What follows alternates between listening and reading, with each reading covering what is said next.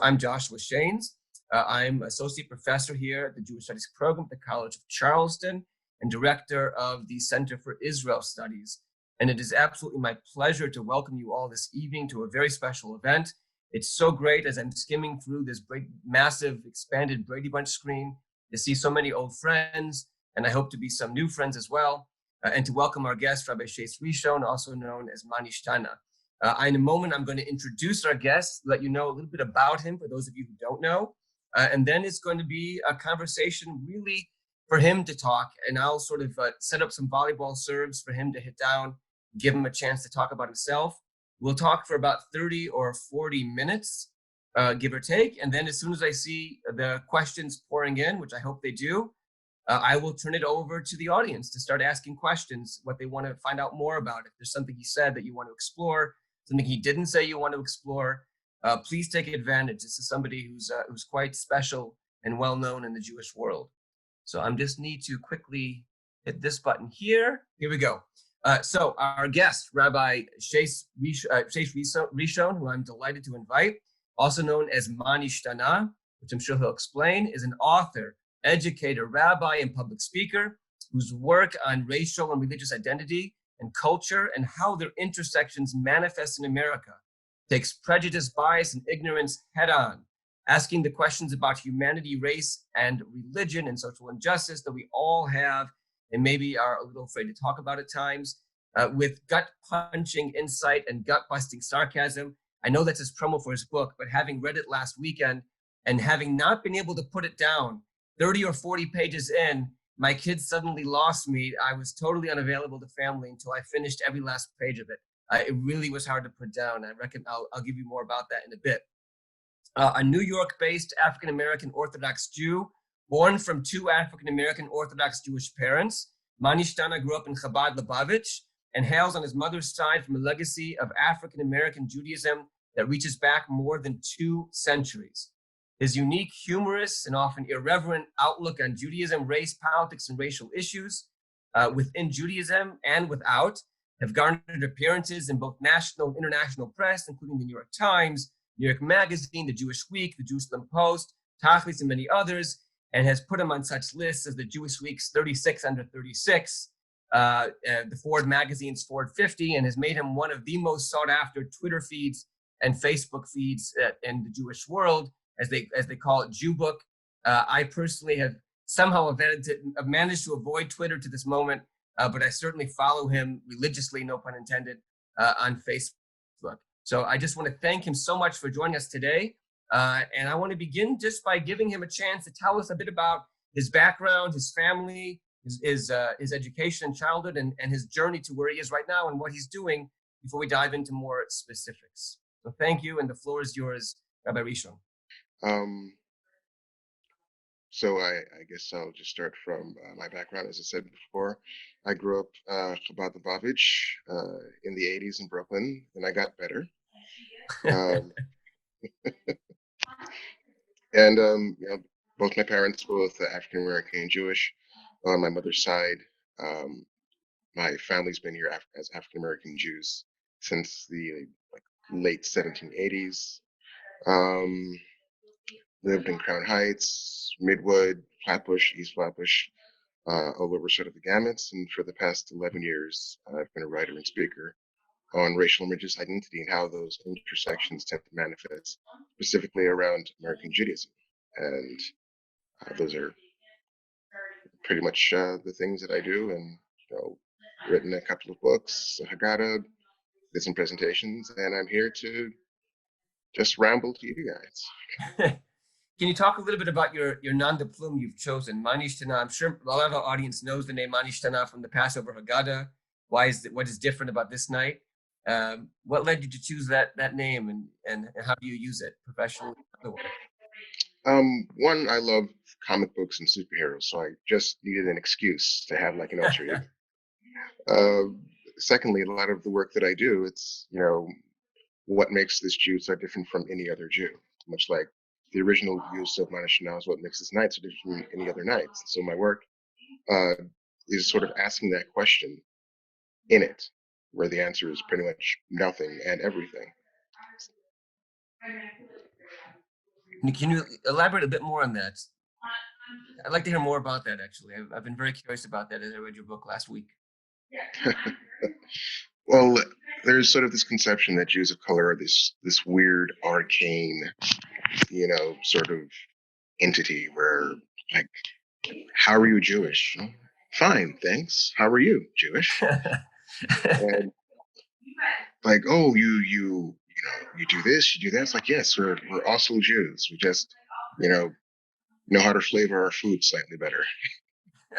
It's always like an interesting conundrum when you walk into a show as a Jew of color and people are shocked that you're able to do basic things like know what page in the sitter you're supposed to be going to, or how like the curtain on the Aron works. Um, so sort of tackling that. But on the other hand, there's also sort of this perception of, why are you also talking about race? No, you're just Jewish. No one's just Jewish. There is no just Jewish. Every Jewish comes with a sort of adjective attached to it. You're Ashkenazi Jewish, you're Sephardi Jewish, you're Mizrahi Jewish, you're Russian Jewish, you're Reform Jewish, Orthodox Jewish, Reconstructionist Jewish. There's always a hyphen to the Jewish. So to sort of take the approach of, well, why are you talking about race? Because you're just Jewish. One, I find just flattens the experience. And is the other aspect of MaNishtana. This is how this Jewish different. Mm-hmm. And would you say that in your work that you do, in your current work, besides being a professional writer, is also as you have smicha now? And you yes. work in smicha, is that right? Unfortunately, yes, that's true. And you have a pulpit as well, or you work outside of a pulpit? We had a sort of Havruta style kahila in the days before our Lord COVID. And so now it's sort of disbanded. Like, I think this past Yom Kippur was really the first time I'd personally been in a minyan or in a shul or any kind of more than myself and family prayer space since like Rim. Mm. And would you say in the clerical work you do that race is a central aspect to it, or is it really something that is important but not necessarily? You're just a rabbi in that regard, or is it absolutely central to everything you do?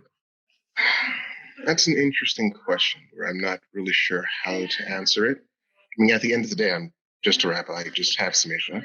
But like one of the reasons why I got smicha is that there aren't a lot of there aren't a lot of rabbinical resources for Jews of color, or there are not a bunch of rabbinical resources that understand the context of how race can play into things, or there's just not the comfortability to approach, the clergy that exists with a question as a Jew of color, or like, how is it if you're like an unaffiliated or secular Jew of color, but you're Shabbat observant, but you don't have a shul that you go to or a rabbi that you go to, but you're looking for an exemption to take the SATs like on a Sunday instead of a Saturday. Who do you go to? Like, where do you turn? Mm-hmm. So those kind of instances. And you say these are quite ubiquitous, I gather, at least from your book for sure, in Common Sense. Mm-hmm. Yeah. Unfortunately. Let's talk about the book for a minute. For those who didn't catch the title, it's called, well, he's had several books, but the one I'm holding in my hand, which won was a finalist for the National Jewish Book Award. It's called, I'll hold it up if you can see it. It's called Ariel Sampson, Freelance Rabbi. And it's not exactly an autobiography. It's a novel. It's a fictional novel about a guy named Ariel Sampson, who is sort of you and sort of not you. And I love at the end, I don't mean, it's not a spoiler, not to worry, but you insert yourself. It reminds me of in The Big Lebowski, the cowboy, who's sort of the story of The Big Lebowski, but also inserts himself at certain points into the story as well. And why did you choose that format of telling the story? Because I imagine most of these incidences, and I want to talk about a couple of them, were very powerful.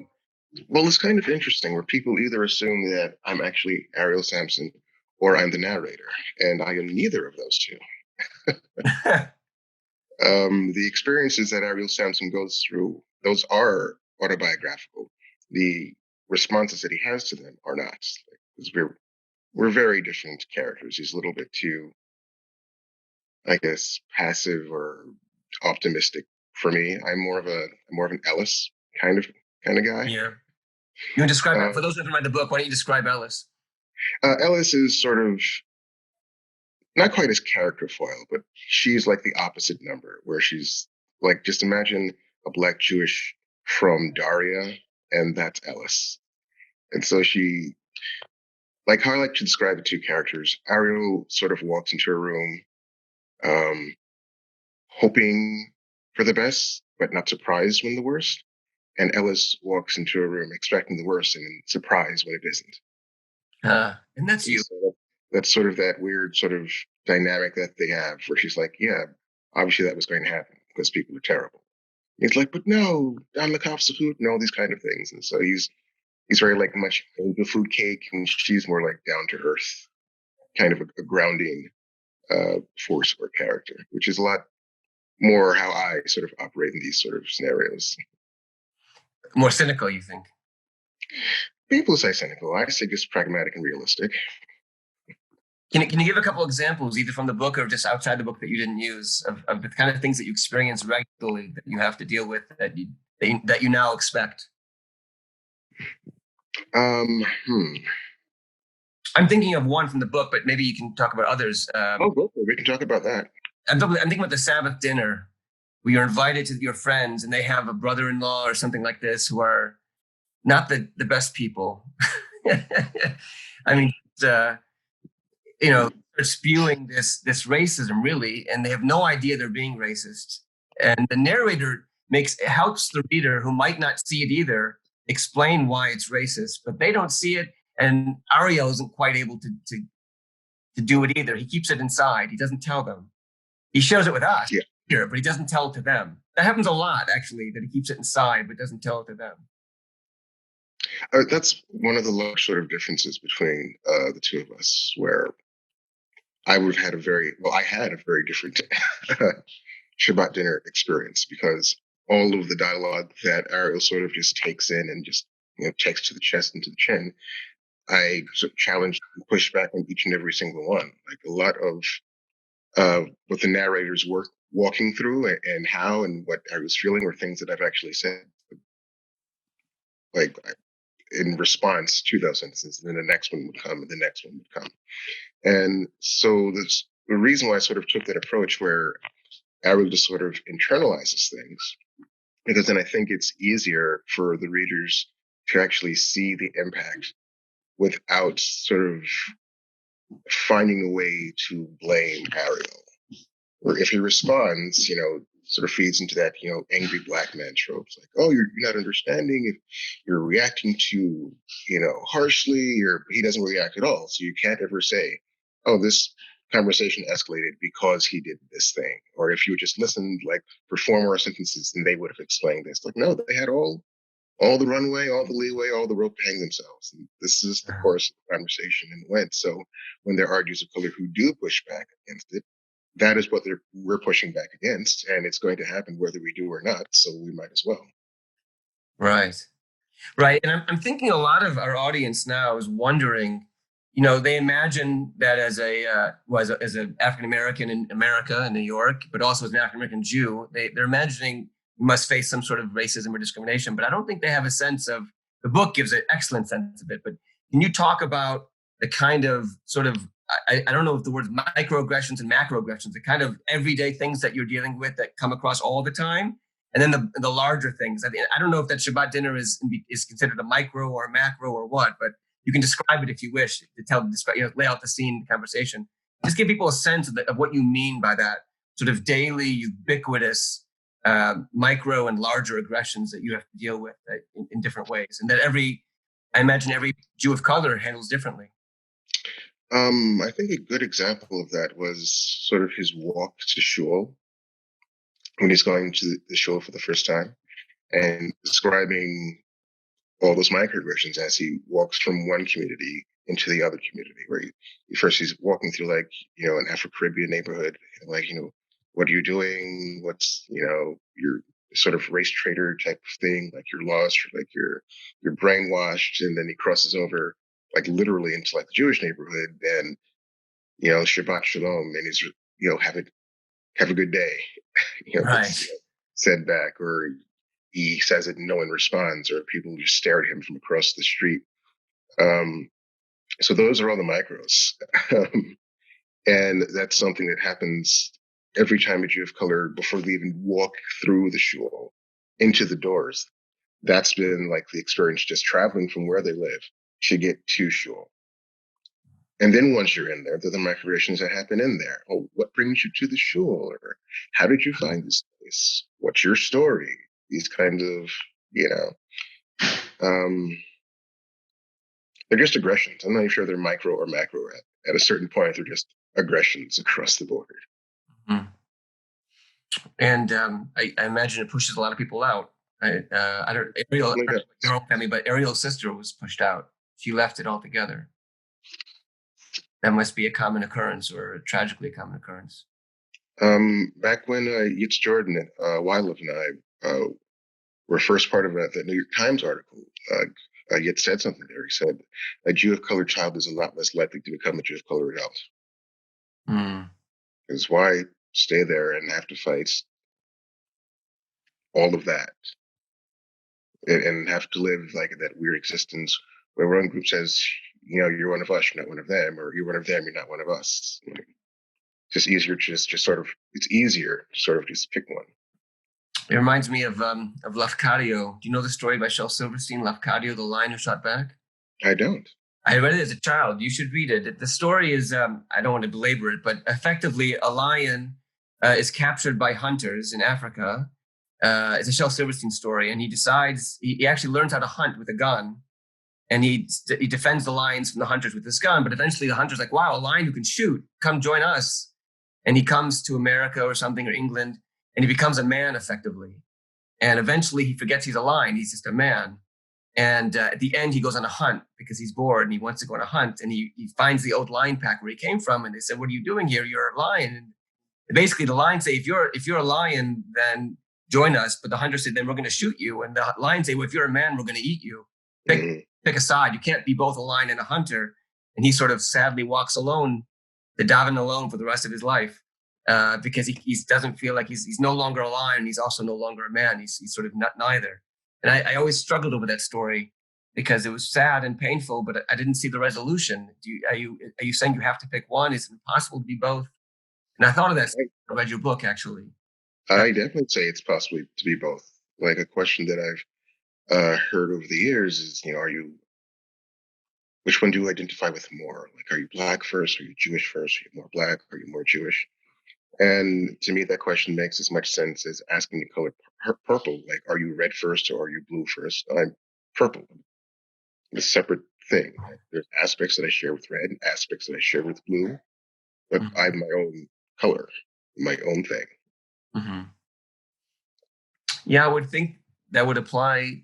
That's a lesson that you could bring out to others who are not Jews of color, who are white Jews, effectively, for lack of a better way of saying it. And I don't know how you feel about that. Whiteness. How does that strike you? The whole idea of white Jews and the whole discourse among Jews that we're not Jews. A lot of Jews feel that they're not white because they're not fully accepted in white society. I'm sure you've been engaged with that question a lot. I have several thoughts around that question. The first is that the question answers itself, because when you ask, are Jews white? I'm not the one asking that question. Like, Drake isn't asking that question. Liz Cho isn't asking that question. Zoe Kravitz isn't asking that question. The people that are asking that question are Jews that look white. So then your question is, are white Jews white? Which then answers your own question. Mm-hmm. And secondarily, whiteness is a spectrum. There's only one group on earth that is fully white, fully has white privilege. White Anglo-Saxon Protestant heterosexual males.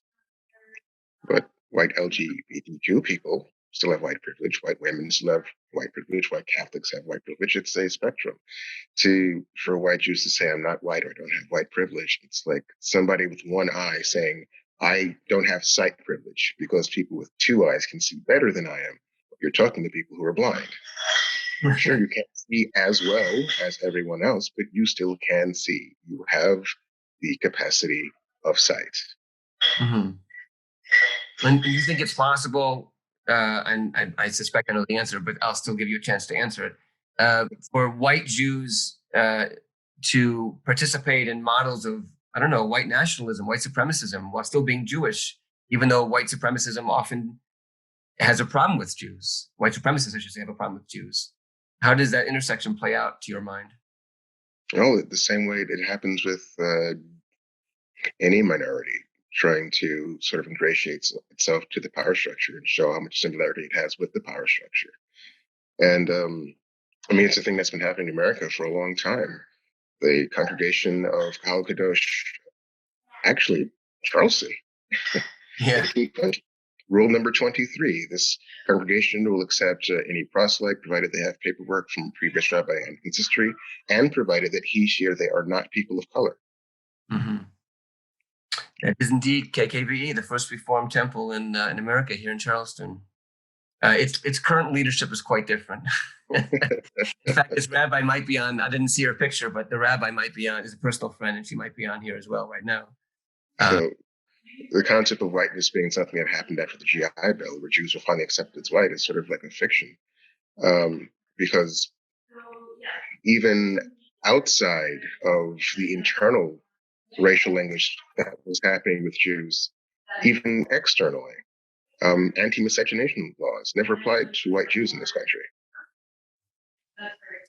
That is true. It's a legal category. Racism is legal. People don't realize this. Race in America is a legal category before slavery and after slavery. And white Jews couldn't marry a black person because they were white, and that would be violating the miscegenation laws. It's absolutely white. They could marry white non-Jews. They could. They could. I never thought of this before, but they couldn't marry a black Jew. Which is fascinating. I mean, I don't mean to be coarse to a sad history, but it's a fascinating reality that we have to deal with. And how about, I see that just the time is flying so quickly. I want to make sure I get all my questions in. We live in a pretty, I would say, a difficult moment when it comes to race in America, put it mildly. And I wonder, you didn't know that when you started this journey towards the rabbinate and towards public leadership, right? You started this many years ago. You didn't know it would get this bad. How that moment plays into what you do. Or maybe you didn't anticipate it getting this bad. I don't mean to put words in your mouth. I don't think if it was beyond the pale that it would get this bad. Like growing up, my family used to watch Eyes on the Prize every Sunday, which was like a PBS civil rights like miniseries documentary. Yeah, and it's wonderful. I've seen it when I was in college.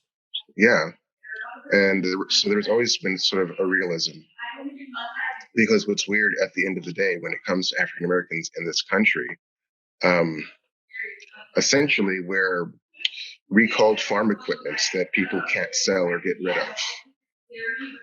So we weren't here to be citizens. We were here to, till lands, pull crops. So imagine that you have a tractor that you paid top dollar for, used to do all your work for you. Then you hear, oh, no, you can't use this tractor anymore, and you have to do the work yourself. But also, the tractor has to sit there and taking up space in your barn. You'd be a little irritated, too. And for people in this country, there's still that conception of African Americans being property. Mm-hmm. We are starting to get some questions in, so I'm going to start reading a couple. I'm going to read one first. The first one was anonymous, so I'm just going to read it to you, and you can let me know what you think. And the question is as follows.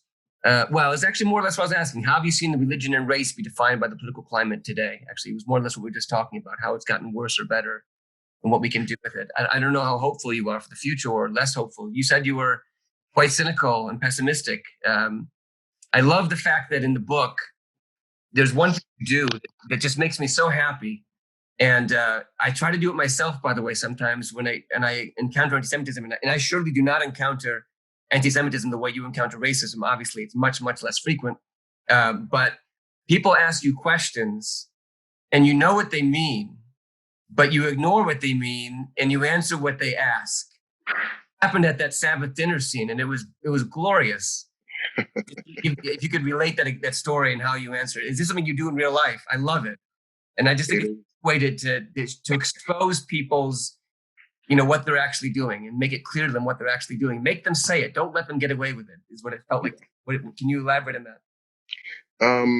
Because again, just walking through the world as a Jew of color, especially as a visible, observant Jew, you get questions like, point at my sits, what are those?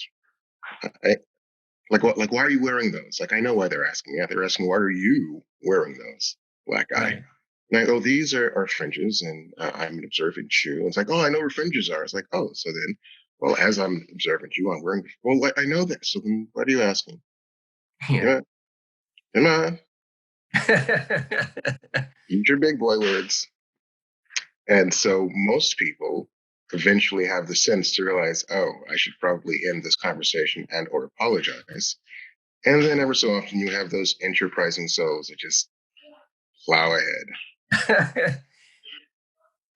Meaning you say, but you're black. You're not. Yeah. Is that effectively what they come down to? Yes, pretty much. Yeah. I mean, it's shocking. Really. Like, what's your story? It's like, I was born. Someone legitimately said to me, oh, it's got to be more interesting than that. I'm like, well, no, it's literally not. I was born. Yeah. Or sometimes I get facetious, and I try to explain that it's my relation to Judaism is a very personal story, reaching back to childhood when I was just playing around in the house one day, and somebody had just carelessly left some kosher open, and I slipped and fell in. And by the time the doctor got to me, there was nothing they could do. That's great. I think that was in your book, actually, come to think of it. That's great. And what about orthodoxy versus other denominations? In your sense, is orthodoxy different, worse, better? Have you ever been tempted to leave orthodoxy because of these issues or other issues? One, people have asked me, why do you stay Orthodox? And that's because I refuse to let terrible people run me out of my own house. But secondarily, when it comes to that breakdown between, liberal Judaism and Orthodox Judaism, there's this false sense of more liberal Judaism being more accepting. And it's pretty much the difference between what side of the Mason-Dixon line you're on. Like, Northern and Southern racism are the same thing. One's just more genteel and one is more blatant. So it's the same question that you have in like from circles, like, how are you Jewish? It's the same that you get in like liberal spaces, like, so what's your story? It's the same question, saying the same thing. I don't think you belong here. Explain how you do. And now with recent security, because of the attacks, I imagine it's gotten much worse when you go to a new place. It's gotten ridiculous because, that's irritating and infuriating. All these sort of apologetics are like, well, you don't understand, security and anti-Semitic attacks. Like, name one anti-Semitic attack that has ever happened on a synagogue by a nattily dressed black man in a three-piece suit and a hat. That did happen. It happened on the 33rd of February. Yeah. I think, didn't Baldwin make the same comment about Northern versus Southern racism? Yes, actually. Yeah, the Northern racism is the same, but it's more genteel or something to that effect. This quote. All right, I am seeing questions come in. I don't want to take your whole hour up, so I'd like to invite people to speak. And the first one who has written to me is a colleague of mine, Shams Sriram, who now teaches at Butler University. Sham, are you there, Shame? Yeah, I'm here. That's his name. There you are. Hello. Yeah, hello, shalom. Ani lamadati ivrit be Purdue University, but that was like 20 years ago. But yes, nice to meet you, Rabbi. My name is Shams Sriram. I'm a professor at Butler. I used to be a professor at the College of Charleston. And I'm in a unique position at Butler, which is there are so few Jewish professors here. I am the only professor who's teaching Jewish content about anti-Semitism in all of my classes. So I'm actually going to be speaking tomorrow about anti-Semitism as the representative for the students on our campus. And I am a Hindu convert to Islam who has a background in Jewish studies. So the question I wanted to ask was, I've been doing a lot of research about converts to Islam And one of the things that happens with white and black converts is they are seen as not authentically Muslim by immigrant Muslims. So I wanted to ask, do you grapple with this, of people asking about your authenticity, and how do you respond to people who want to teach you about Judaism, presuming that you just converted? Thank you. It's a great question. It's a great question. It's always interesting. And yes, it very much is a thing that happens with Jews of color where our authenticity is sort of questioned, which also keys back into that entire point about whiteness, right? It's a default image in your head of someone Jewish is someone white. But then white Jews will be like, I'm not white, but I don't think you're really Jewish, Jew of color, because you are not white. So it's a weird sort of cognitively dissonant Ouroboros of terrible logic. So what I like to do is actually point to textual things that exist in Jewish tradition and always have, particularly around like, the Hamitic myth or the curse of Ham, where it's sort of just acknowledged, like in Jewish thought, that, well, depending on how, observant or dogmatic you are, that Black people are cursed to be slaves because, Ham or Ham in the ark, he came out and did a bunch of things. So now, he's been cursed to be Black. And it ignores a midrashic source that actually talks about the sons of Noah. And one, it says that, yes, Ham was Black, but he was blessed to be Black. He was blessed to be Black like the raven. Shem was blessed to be Black and beautiful. And Japhet was blessed to be white and comely. So there's several things happening there. One, the skin color in every case is termed as a blessing, not a curse. And two, Shem, the ancestor of Abraham, the ancestor of the Jews, Shem and his descendants were blessed to be Black and beautiful. So that's a little weird, isn't it? It's awesome. Thanks, John. I appreciate that. A couple people have sent in questions asking, and I don't know if you're an expert in your own family's history, not all of us are, but if you could talk about your family's history, you're in the 18th and 19th century, both, what you know about their history as far back as you know. People are really curious about that. That is a very interesting sort of topic for me, and gotten more interesting with the advent of things like 23andMe and Ancestry.com, where for my first book, like sat down with my mom and like hashed out all the people that she could remember, and then went searching and putting the dates and figuring out and tracing back even like 3 generations earlier than she remembered. And I wanted to actually include that in my first book. And going back to that authenticity thing, where particularly if you aren't seen as authentic, you have to be 300% right just to get 50% of the leeway that everyone else gets. And history being a weird thing where everyone can come to a family reunion and they know that an event happens, right? But they'll argue whether it happened on a Tuesday in June or a Thursday in July. Everyone knew it was a day that started in T, it was a month that started with a J, and it happened. And too often when public figures sort of try to bring their history from the private sphere into the public sphere, there's sort of that nitpicking that, well, that couldn't have possibly happened at this time because this car model was there and that kind of thing. So I very rarely sort of publicly dismantle that because I have enough, fuel that people want to use for me. And it's also gotten interesting as I've discovered more with like the DNA studies, where our oldest ancestors here was born like around 1788 or so, African and Jewish and free. And so the natural assumption is like, oh, I guess she must have been like Igbo or Nigerian, because the Igbo were the largest African ethnic group to be imported to the States during transatlantic slavery. Among the Igbo are like Jewish tribes. And so I'm like, oh, maybe that's a possible thing. We never like declared it as definitive. It was like, that might be possible. And then with the DNA testing, I see that Nigerian DNA didn't enter like our line until we'd been here for like a century already.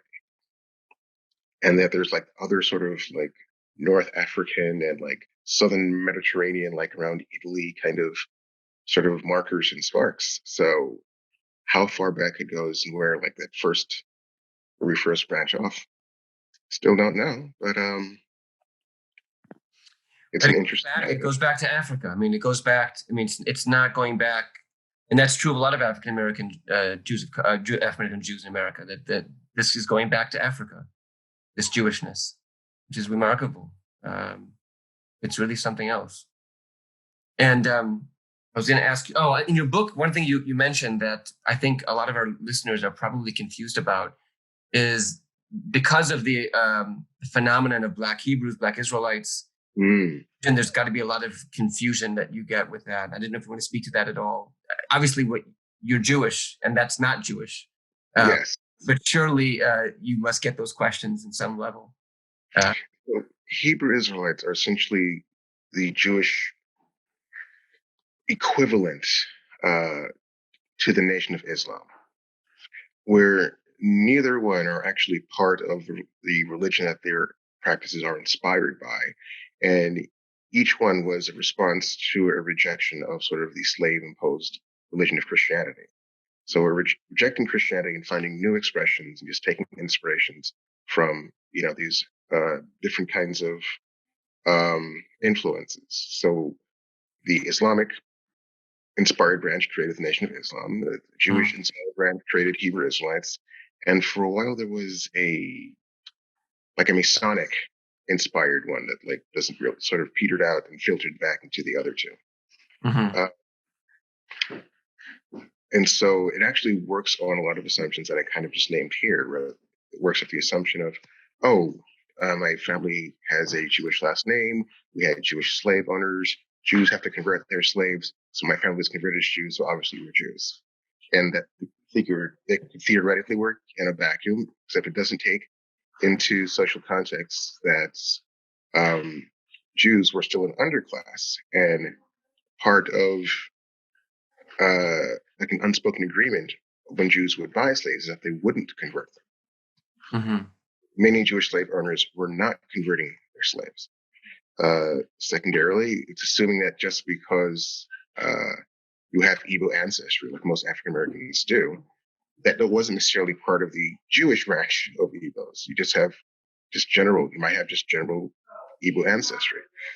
And so all those kind of collections and conundrums, and whiteness, again, is sort of at the crux of it, because there's a view, like the common thread that all the different sort of denominations and flavors of Hebrew Israelites have is a view that sort of white Jews are converts and pretenders, and the real Jews are the true Jews, like are black.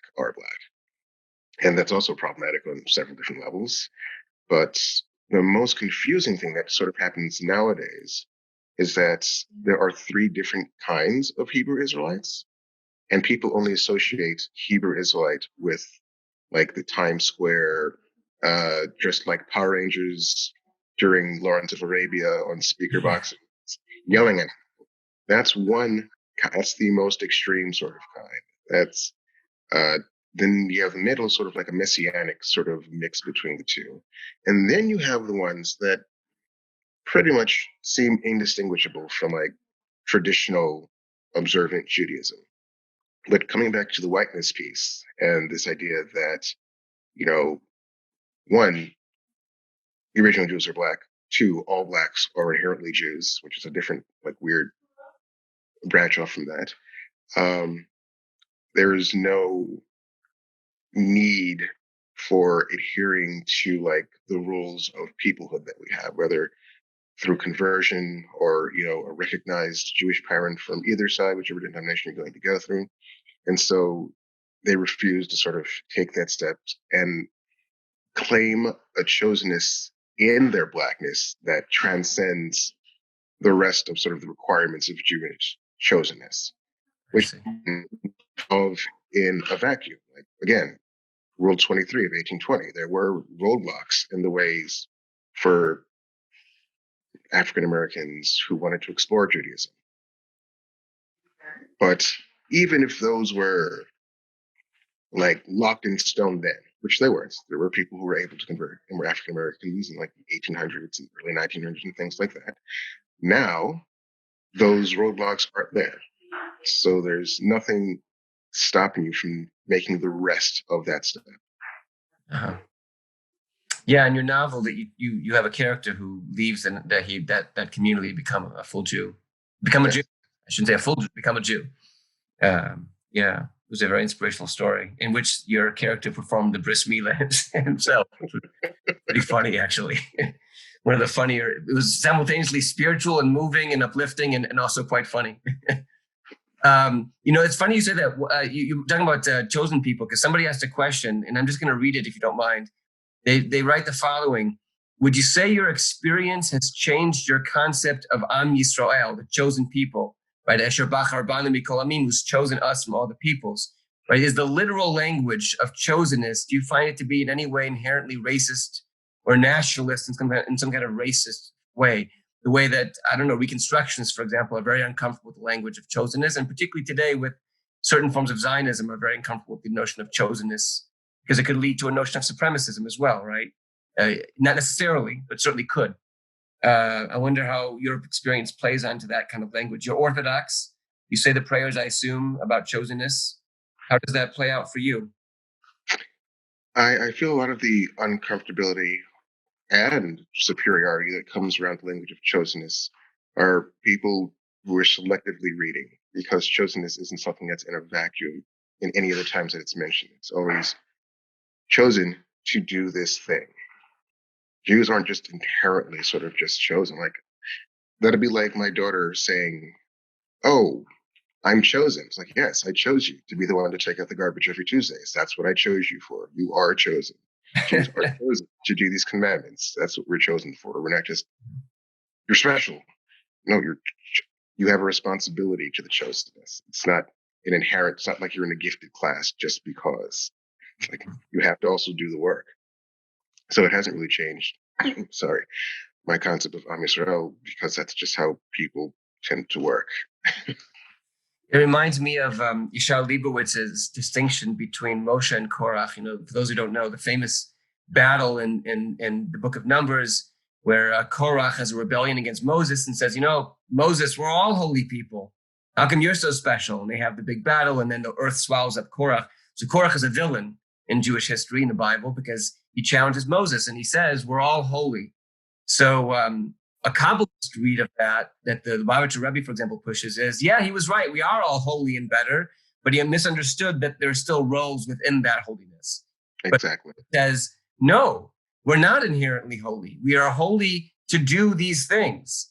And he says that's the mistake that comes with ethnic nationalism and chauvinism, saying just by being born a Jew, we're special. And he says, you're not. You're no different than anybody else, except that you have this obligation. The only thing that makes you different is the obligation. There's nothing inherently better about you except the obligation. That reminds me of what you just said. It seems to be you be in line with Leibowitz on that. Yeah, exactly what I mean. So I was always very inspired by that, because I'm looking to salvage these notions of chosenness without sliding into supremacism, which is the big danger today. Very much. And I would be remiss not to ask, because everyone's following the New York Times, what happens in Jewish Brooklyn is no longer stays in Jewish Brooklyn. It's splattered across the entire newspapers. I think everyone or almost everybody listening is aware of the sort of riotous protests happening in Borough Park and elsewhere, with ultra-Orthodox Jews rejecting face masks and rejecting restrictions on gathering inside, and their ringleader, Hashi Tishler, and so on.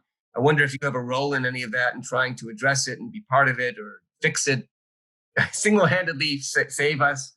What's your take on all of that? Is it anti-Semitism to focus on them because there are other people violating these rules? Is it appropriate to focus on them? Is there a problem in that society? There's a lot of pushback on the declarations that the mayor has said, singling out, Jews, Orthodox Jews and gatherings. And people are like, well, what about all these people gathering in the park? Really, is there a single cultural or theological or religious group that is just showing up to parks all the time. Mm-hmm. No, just random scattered people who are making individual bad choices. However, this is a communal problem that is being upheld and even bolstered by the leaders in the community. Now, is it anti-Semitic to point them out? Well, here's the thing. I can't get mad and say somebody, oh, maybe they are. I can't get mad if someone says, hey, look at that black guy eating a watermelon, if I am in fact eating a watermelon. That is just a cogent observation.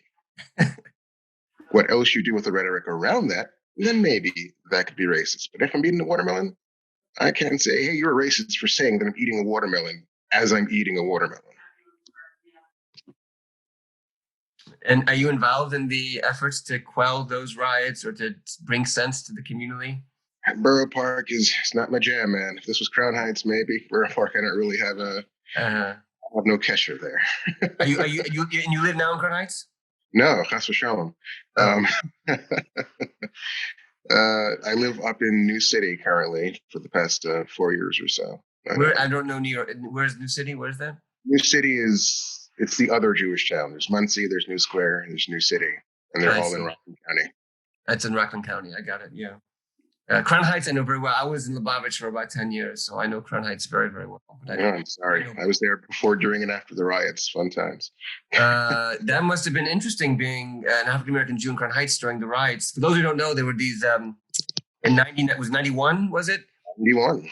Yeah, there was the Rebbe's motorcade accidentally ran over and killed I guess a Caribbean African child. And there was a sense that they didn't stop, they didn't behave properly, and there was a riot, which has been called a pogrom by some people. And an Hasidic Jew was killed, and it was quite a tense time. What was it like being an African American Jew, rejected in a sense by both communities, or accepted as both? Were you accepted by both as a negotiator, or rejected by both as a traitor to both? Sadly, I have to say, I've experienced a lot more racism in white Jewish spaces than I ever have anti-Semitism in black non-Jewish spaces.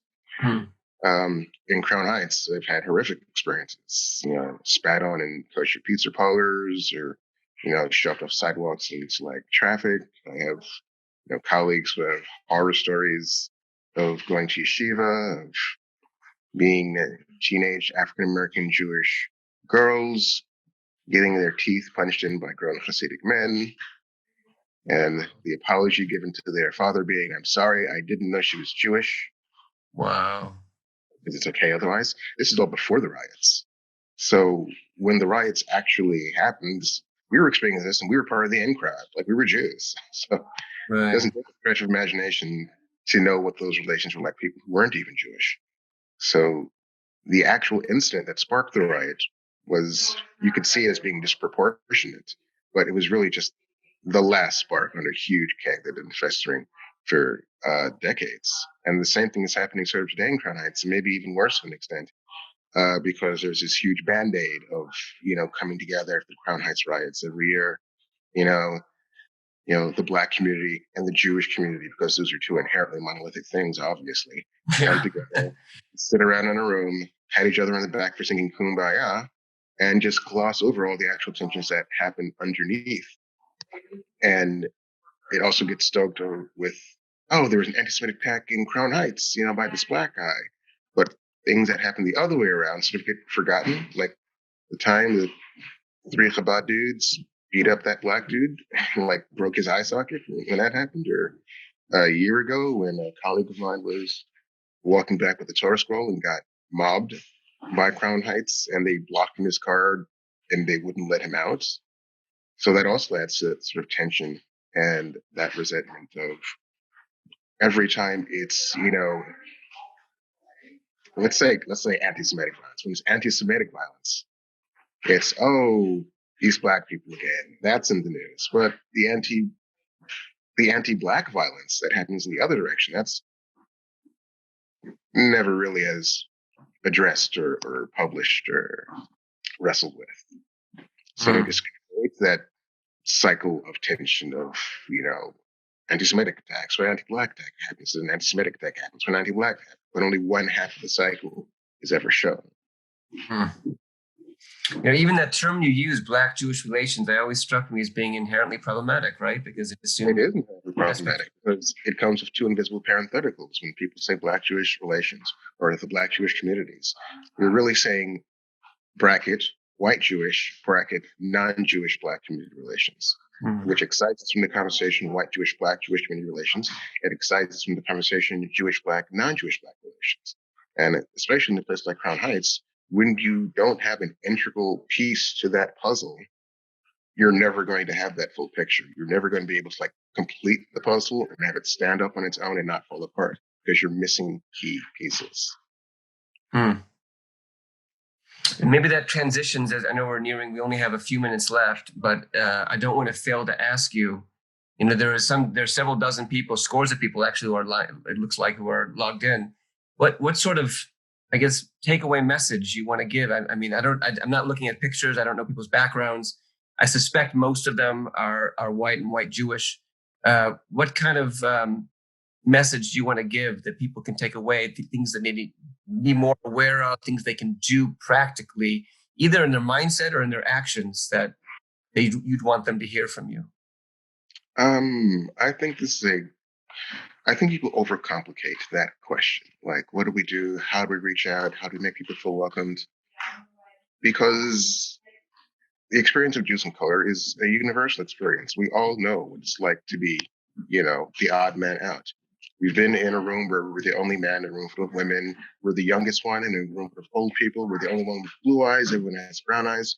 We know what it's like to be the odd man out in the room. Hell, we all went to junior high school. We know that's horrible. So we all know how we would have liked to have been reached out to, what would have made us feel accepted, how we wished people would have thought. Do that. Pretend you're in junior high school and you get to do it over again and fix it. That's all it really has to, it's all that really has to happen. That seeing that commonality and that empathy. That's what I've got. That's in short supply these days, and we can certainly use more of it. Although telling me to go back to junior high is not always the best advice I want to hear. But to make it better. You don't want to go back there. Why? Now change that. Yeah, indeed. Well, we're nearly out of time, but I would be remiss. I really want to again recommend the rabbi's books, in particular Ariel Sampson, Freelance Rabbi, which I picked up on Amazon, or you can get somewhere local if you want to support a local business. But I just want to read the opening page, if I may, because it was pretty inspirational, actually, and it sort of sets up what I think it's a great segue from what you just said. If you give me permission to read from your own writing, I'd like to read it to everyone. It's very inspirational, and this is what he writes. I guess not you, but your narrator. Your narrator writes this. To anybody who's ever heard that they don't look Jewish, to anybody who's ever been told they weren't ethnic enough, to the nervous Jewish parents of color and their baby boys, to those of us who converted, to those of us who didn't, to those of us with parents who don't get that they won't ever get it, those of us with kids who don't get that they haven't gotten it yet, to anyone who's ever hated being a Jew in a room full of minorities, anyone who's ever hated being a minority in a room full of Jews, to those of us who are proud of where we are but ashamed of where we've been, to those of us ashamed of where we are but proud of where we come from, to those of us who left, to those of us who stayed, to anyone just trying to figure it all out, here's to us, l'chaim. I love that, because that's the junior high you wanted, right? Where everyone is welcome and on their journey and helping each other, it seems to me, the kind of empathy you're describing. Yeah. I assume that's what you were, that's what me, I don't know, was that the goal you were writing? That was actually me writing that. That was not. Oh, that was you. That was before the narrator kicks in, yeah. That was before the narrator kicks in, yeah. And I just want to say for the record, not to toot my own horn, but I actually recognize some of the stories you told. And in particular, there was one villainous rabbi who was very racist and out to get you. And you quoted him, but it wasn't him you were quoting a Victor Miller. So you can't pull one over on me. I recognize Victor Miller.